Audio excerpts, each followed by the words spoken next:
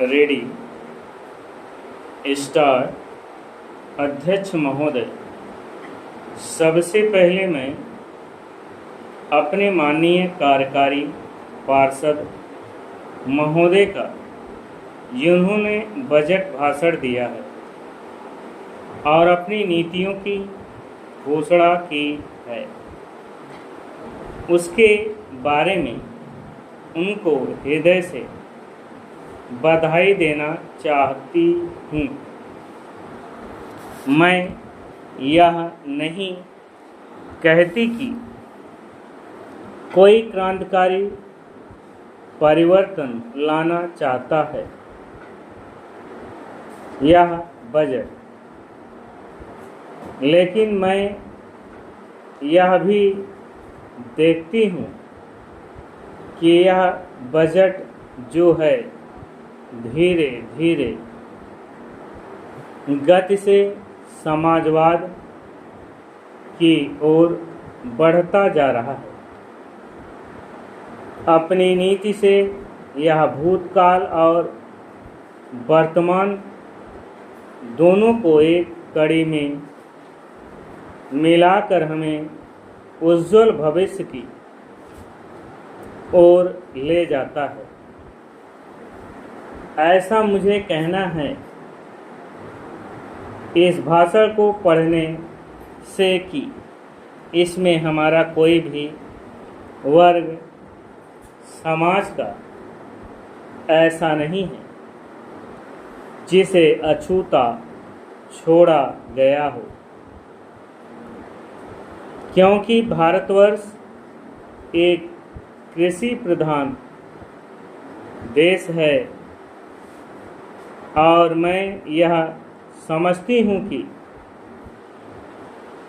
इस बजट के दौरान यह पूरी तरह से कोशिश की गई है कि ग्रामीण अर्थव्यवस्था को, जिसे हम अर्थव्यवस्था की रीढ़ भी कह सकते हैं,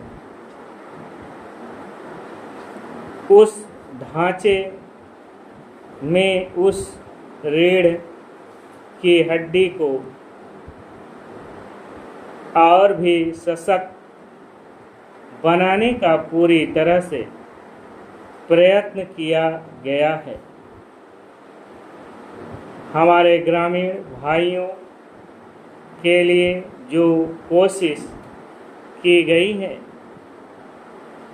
इस बजट के अंतर्गत, वह है उनको सिंचाई के लिए कुएं, गांव में उनके लिए पक्की सड़कें, जिससे उनके खेत और घर दिल्ली के साथ जोड़ने की कोशिश की गई है।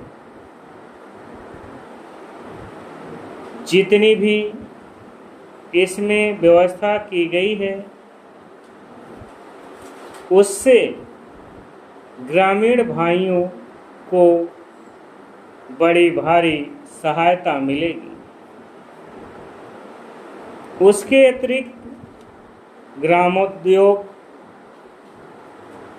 के द्वारा जो रोजगारी का प्रबंध किया गया है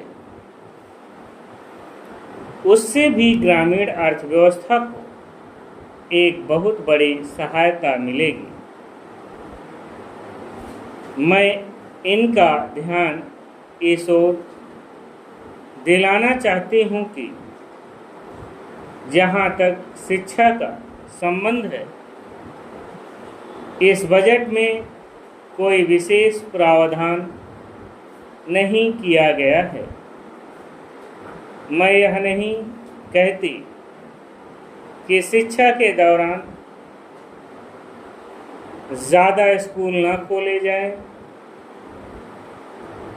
पर हमारी यह नीति होनी चाहिए कि भले ही स्कूल थोड़े खोले जाएं, पर सबसे बड़ी आवश्यकता इस बात की है कि शिक्षा की नीति में परिवर्तन की ज़्यादा आवश्यकता है, क्योंकि हम प्रजातंत्र में रहते हैं। प्रजातंत्र को अगर हमें सफल बनाना है तो सबसे पहले हमें ऐसे नागरिक चाहिए जिन्हें अपने अधिकारों और अपने कर्तव्यों का भली भांति ज्ञान हो। शिक्षा की वर्तमान नीति से हम अपने अधिकारों के प्रति ज़्यादा सजग होंगे और कर्तव्यों के प्रति बिल्कुल सजग नहीं होंगे। स्टार्ट।